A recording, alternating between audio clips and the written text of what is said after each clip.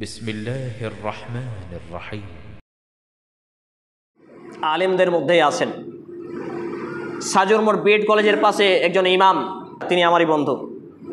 তার ছেলের প্রথম যখন এই নাইট ফলস হয়, আমি তার সঙ্গে আলোচনা করতে করতে তিনি আমাকে খোলামেলা ব্যাপারটি বলেছেন।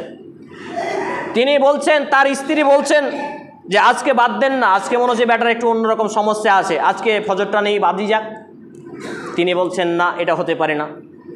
কারণ কোন বাপ, বীর পুরুষ বাপ, মুসলমান বাপ, যার শরীরে রক্ত রয়েছে, লহু রয়েছে, এমন কোন বাপ নিজের নামাজ আদায় করবে আর বেটা বেনামাজি হয়ে ফজরের জামাত কাজা করে ঘরে ঘুমাবে, এই বাপ দুনিয়ার বুকে বেঁচে থাকা থেকে মাটির নিচে মিশে যাওয়া ভালো। আছে একটা লোক আছে আমাদের সমাজে এমন। সম্মানিত উপস্থিতি ভাই এবং বন্ধুগণ, তিনি তার স্ত্রীকে বললেন কোনো ছাড় দেওয়া হবে না, কারণ আমি যদি দুনিয়াতে ছাড় দিই আল্লাহ তাআলা পরকালে আমাকে ছাড়বেন না।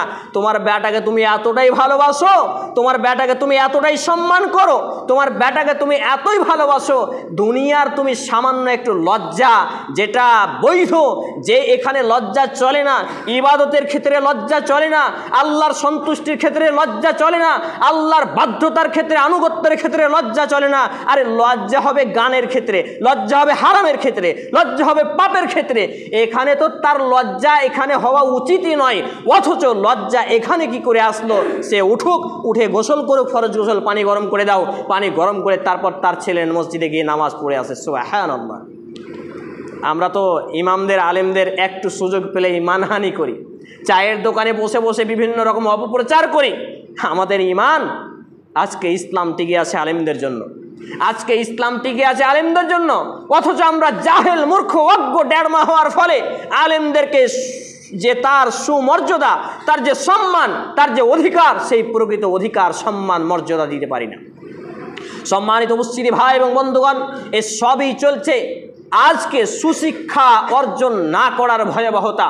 সম্মানিত উপস্থিতি ভাই এবং বন্ধুগণ, আমাকে এবং আপনাকে সুশিক্ষা অর্জন করে, সুশিক্ষা গ্রহণ করে এমন ঈমান, এমন আমল তৈরি করতে হবে যে প্রত্যেকটা আপনার ছেলেকে বলবেন যে বেটা তুমি মাধ্যমিক দিবা, মাধ্যমিকে যদি ফেল করে দাও এটা লজ্জার নয়, তবে লজ্জা হবে বেটা সেটা মাধ্যমিকে যদি তুমি নকল করে পাস করো, মাধ্যমিক পরীক্ষায় যদি তুমি চুরি করে পাস করো, তুমি ফেল করে আসো, তোমার জন্য মিষ্টি বিতরণ করব।